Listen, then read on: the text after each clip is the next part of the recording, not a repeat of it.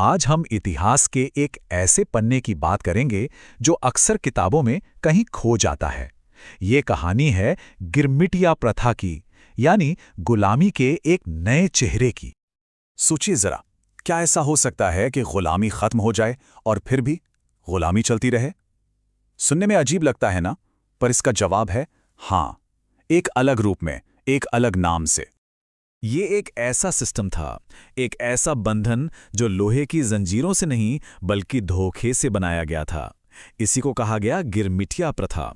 इसकी शुरुआत हुई थी 1834 में। तो चलिए इस धोखे की जड़ तक चलते हैं। तो सवाल ये उठता है कि आखिर इस धोखे की जरूरत पड़ी ही क्यों? इसे समझने के लिए हमें उस दौर के ब्रिटिश साम्राज्य के एक बहुत बड़े संकट को समझना पड़ेगा। तो बात है 1834 की। ब्रिटिश साम्राज्य ने एक बड़ा ऐलान किया कि उनकी सारी कॉलोनियों में गुलामी यानी स्लेवरी अब खत्म। सुनने में तो ये बहुत ही अच्छा लगता है, राइट? एक बहुत बड़ा मानवीय कदम, पर इसके पीछे एक बहुत बड़ा आर्थिक प्रॉब्लम छिपा हुआ था। प्रॉब्लम ये थी कि जो पूरी की पूरी इकोनॉमी थी वो चलेगी कैसे? मतलब गन्ने के वो बड़े बड़े खेत, कॉफी और चाय के बागान, खदानें, इन सब में काम कौन करेगा? इन सबको चलाने के लिए लाखों सस्ते मजदूरों की जरूरत थी।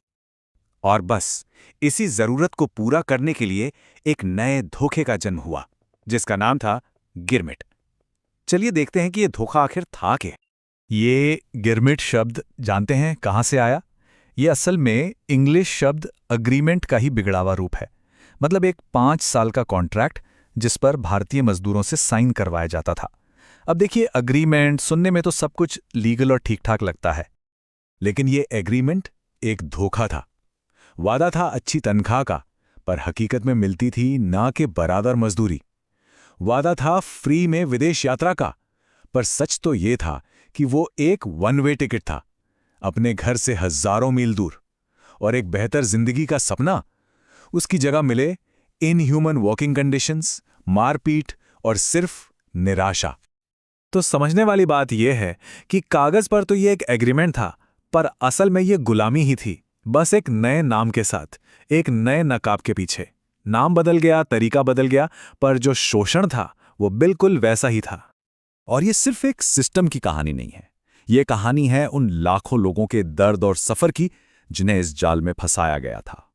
1834 से 1917 के बीच जानते हैं कितने लोग? 15 लाख, 1.5 मिलियन। जरा सोचिए इस आंकड़े के बारे में। 1.5 मिलियन भारतीयों को इस सिस्टम के तहत अपने देश से दूर भेज दिया गया। ये इतिहास के सबसे बड़े माइग्रेशंस में से एक था। तो ये लोग गए कहां? इन्हें ले जाया गया Mauritius, Fiji, Trinidad and Tobago, Guyana, Suriname, south Africa, दुनिया के कोने कोने में। और ये आ कहां से रहे थे? ज्यादातर लोग थे बिहार से, पूर्वी उत्तर प्रदेश, बंगाल और तमिलनाडु से। एक सवाल मन में आता है कि आखिर क्यों इतने सारे लोग अपना घर, अपनी जमीन छोड़ने को तैयार हो गए? वजहें बहुत सीधी थीं। गरीबी, भुखमरी, बेरोजगारी।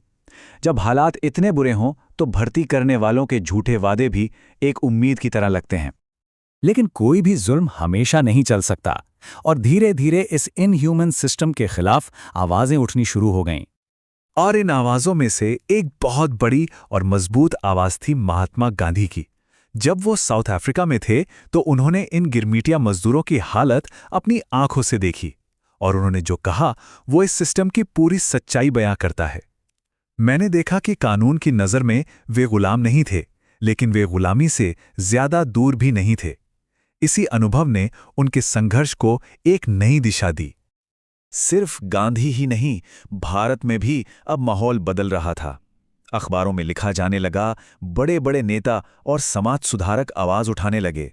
ब्रिटिश सरकार पर प्रेशर बढ़ रहा था कि यह सिस्टम को खत्म किया जाए।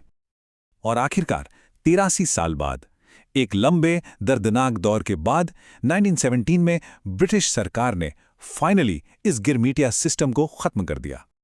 पर क्या कहानी 1917 में खत्म हो गई? नहीं, बिल्कुल नहीं। इस इतिहास की गूंज आज भी सुनाई देती है। आज जब हम मॉरिशस, फिजी या कैरिबियन देशों में जाते हैं और वहां भारतीय कल्चर की इतनी गहरी छाप देखते हैं, वहां के मंदिर, हमारे जैसे त्योहार, हमारी भाषा, तो ये सब उसी दर्दनाक इतिहास की देन है। वो लोग अपने साथ सिर्फ दुख नहीं, बल्कि अपनी पूरी संस्कृति लेकर गए और उसे हजारों मील दूर जिंदा रखा।